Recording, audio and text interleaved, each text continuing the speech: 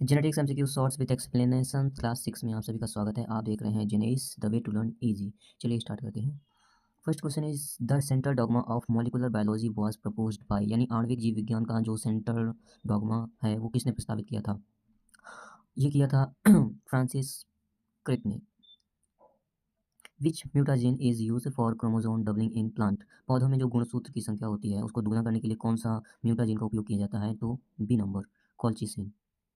The first transgenic plant developed was, पहला जो transgenic पौधा है वो कौन सा है? तो टबैको है। The technique of embryo rescue is mainly use in, embryo rescue जो तकनीक है उसका उपयोग कहाँ पे किया जाता है? तो इंटरस्पेसिफिक हाइब्रिडाइजेशन के लिए। In which year was double हेक्सल structure of DNA discover? DNA की जो डबल हेक्सल स्ट्रक्चर है वो किस वर्ष में खोजा गया था? तो 1953 में खोजा गया था।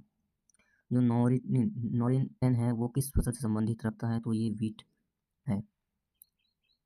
पहला जो हमने पढ़ा था सेंट्रल डॉगमा है वो उसके बारे में जान लेते हैं। तो इसने फ्रांसिस क्रिक ने दिया था, ठीक है ना, 1958 में।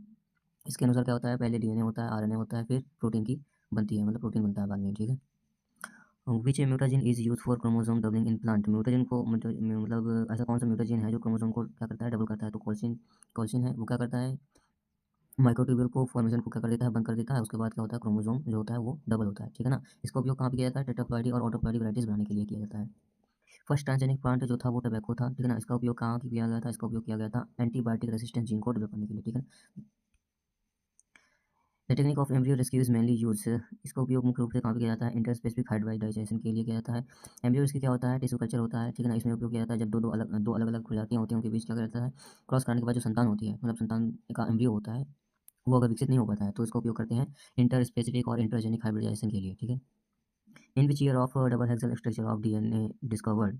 1953 में क्या हुई थी? डबल हेक्सल स्ट्रक्चर की खोज हुई थी। किसने की थी? Jameson Watson and Francis Crick ने की थी, ठीक है ना। और 1962 में नोबेल पुरस्कार भी इनको मिला था। नॉरिन 10 जो है वो वीट फसल से संबंधित रखता है। जापान के वैज्ञानिक थे जिन्होंने क्या थी? वीट की डॉट वैरायटी को ग्रीन रेवोल्यूशन के लिए नॉर्मन बॉर्ग ने काम किया था इसका ऊपर। Thank you so much.